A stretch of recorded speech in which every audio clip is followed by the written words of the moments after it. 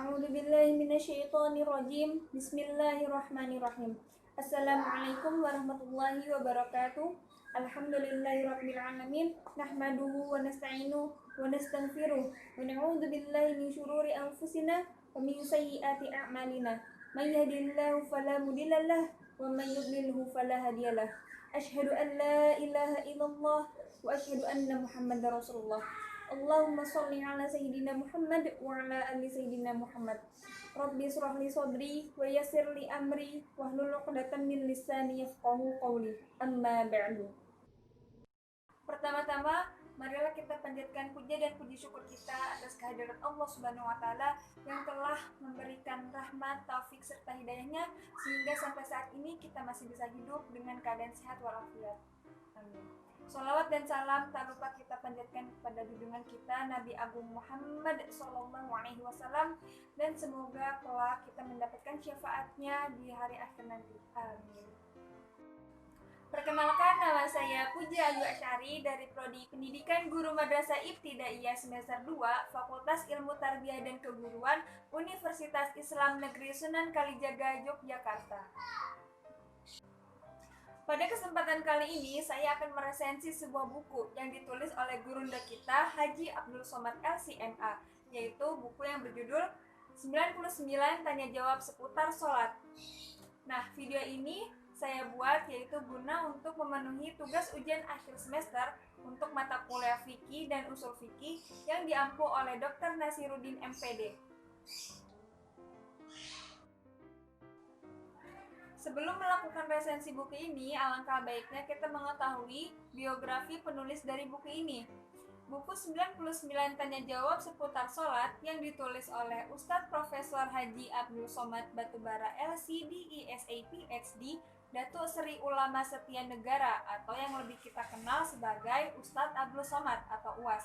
Lahir di Silo Lama Asahan, Sumatera Utara pada hari Rabu 30 Jumadil Ula 1397 Hijriah atau bertepatan pada tanggal 18 Mei 1977 Masehi.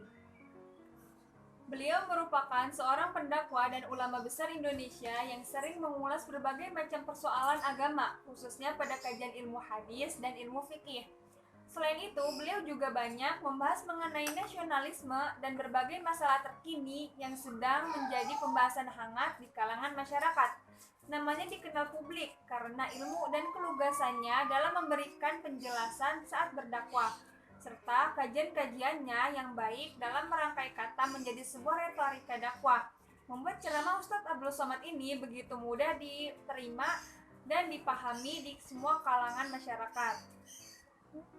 Riwayat pendidikan beliau dari kecil hingga saat ini tidak jauh-jauh dari lingkup yang islami, maka tidak diragukan lagi jika saat ini beliau menjadi ulama besar Indonesia.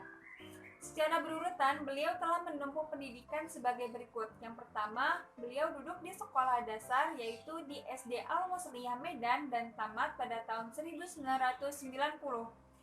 Selanjutnya, beliau melanjutkan ke tingkat sanawiyah, yaitu di Madrasah Sanawiyah Muallimin Al-Wasliyah Medan dan tamat pada tahun 1993.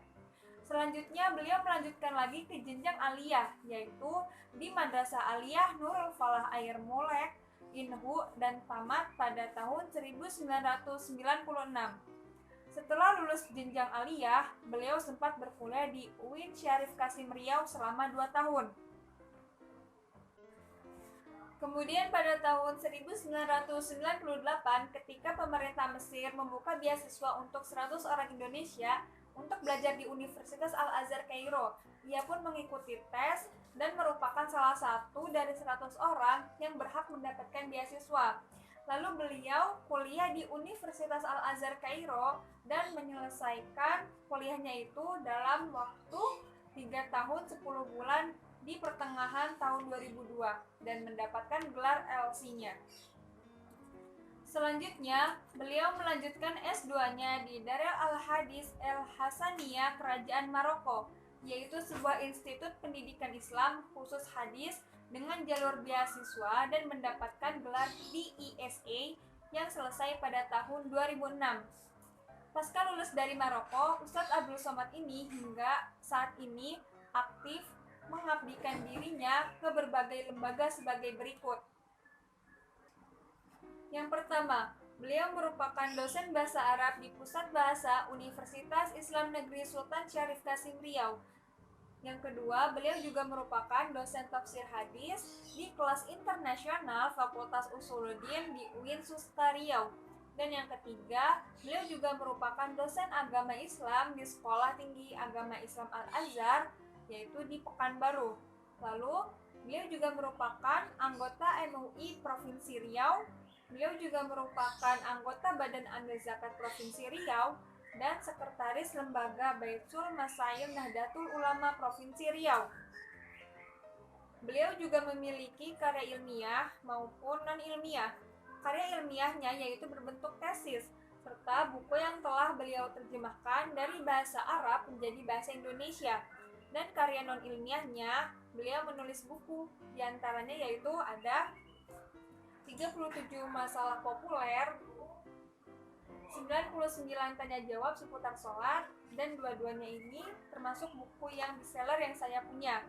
Lalu ada lagi 33 tanya jawab seputar kurban, Ustadz Abdul Somad menjawab, Ustadz Abdul Somad tentang wanita, dan amalan yang paling dicintai Allah.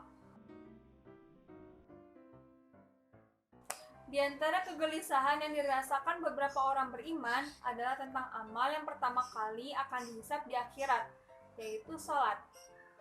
Beberapa orang selalu gelisah tentang sholatnya. Banyak pertanyaan yang ada di benaknya.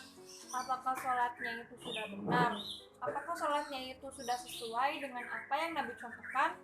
Karena Nabi SAW bersabda, "Shollu kama ra'aitumuni usolli." Sholatlah kalian sebagaimana kalian melihat aku sholat. Hadis riwayat Bukhari. Banyaknya pertanyaan yang ada di benaknya yaitu seperti ketika sholat, apakah pakai usolli atau tidak?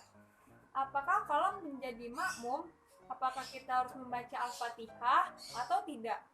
Lalu ketika tasyahud, selanjutnya apakah sekali angkat saja atau berkali-kali? Lalu apa hukum menambahkan kata Sayyidina sebelum menyebut nama Nabi? Lalu bagaimana posisi duduk saat duduk tasyahud? Lalu bagaimana posisi mengangkat kedua tangan saat sholat? Dan masih banyak lagi pertanyaan-pertanyaan yang sering kita pertanyakan perihal sholat. Atau barangkali pengurus masjid sedang kebingungan perihal apakah anak kecil boleh sholat di masjid, atau tidakkah anak kecil memutus shaf orang dewasa? Lalu bagaimana cara meluruskan shaf? Atau apa hukum sholat berjamaah bagi wanita? Maka, penulis berusaha merangkum pertanyaan-pertanyaan yang kerap kali dipertanyakan oleh masyarakat tentang sholat untuk membantu menjawab kerisauan mereka. Yang pastinya, rujukan dari buku ini yaitu Al-Quran dan hadis serta pendapat dari beberapa mazhab. Beragamnya pendapat tidak dimaksudkan untuk mengacaukan amalan umat yang dinamis, tetapi agar masyarakat memahami bahwa masing-masing ketika beramal memiliki dalil.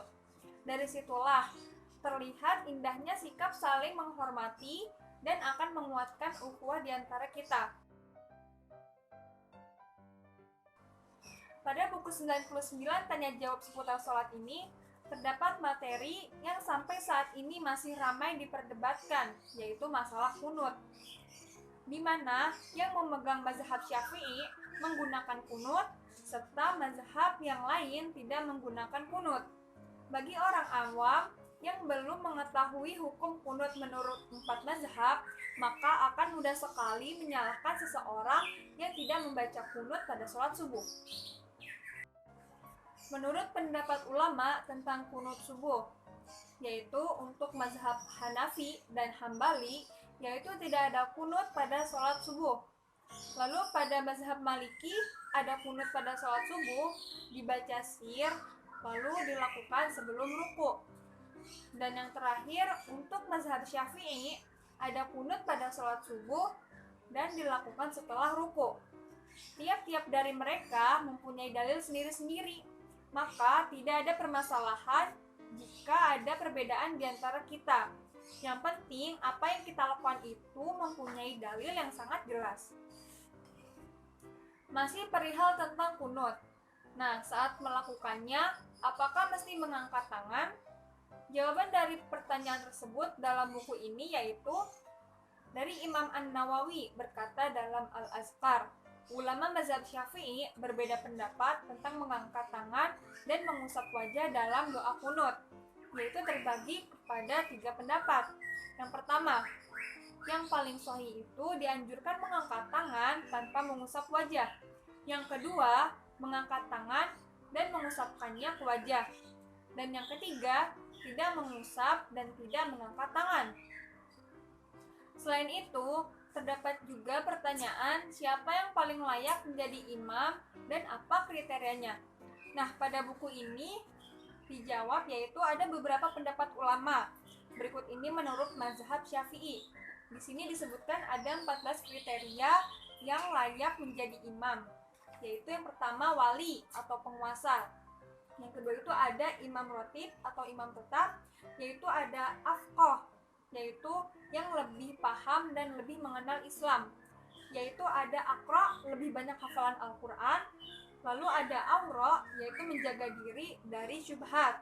Lalu ada aqdam hijrah, yaitu yang lebih dahulu hijrah. Ada asbaku islaman, yaitu yang lebih dahulu masuk Islam. Lalu ada afdolu nasaban, yaitu yang nasabnya lebih mulia. Lalu ada ahsan sirotan, yaitu yang kepribadiannya lebih baik.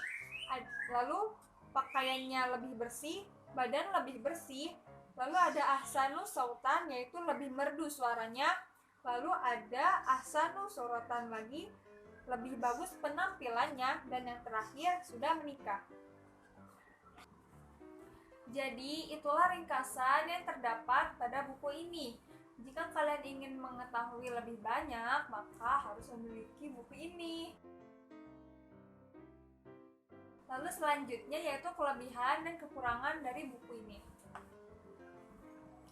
Kelebihan pada buku ini tentunya sangat banyak, yaitu salah satunya dari segi bahasa yang mudah dipahami. Lalu materi yang ada di dalamnya mewakili pertanyaan-pertanyaan yang sering dipertanyakan oleh masyarakat. Lalu penjelasannya yang sangat jelas, serta menggunakan rujukan sumber yang sangat jelas pula. Nah, buku ini sangat ideal untuk dibawa kemana-mana. Tidak berat, tidak terlalu besar, dan tidak terlalu kecil. Nah, dari kelebihan-kelebihan yang dimiliki buku ini, maka tidak salah jika buku ini menjadi bestseller. Di mana yang ada kelebihan, pasti ada kekurangan. Nah, menurut saya kekurangan dari buku ini yaitu terdapat hadis-hadis yang tidak memiliki harokat. Maka untuk orang awam yang belum mengerti, maka akan kesulitan untuk membacanya. Buku ini dapat ditemui di toko buku online maupun offline dengan harga yang pastinya sangat terjangkau. Saya merekomendasikan buku ini untuk kalian baca dan kalian pelajari karena memang isinya yang sangat bagus. Jadi, inilah yang bisa saya sampaikan, semoga bermanfaat. Mohon maaf jika ada kesalahan kata yang saya sampaikan. Semoga kita semua selalu ada dalam lindungannya. Amin. Saya Puja Yosyari pamit undur diri. Wassalamualaikum warahmatullahi wabarakatuh.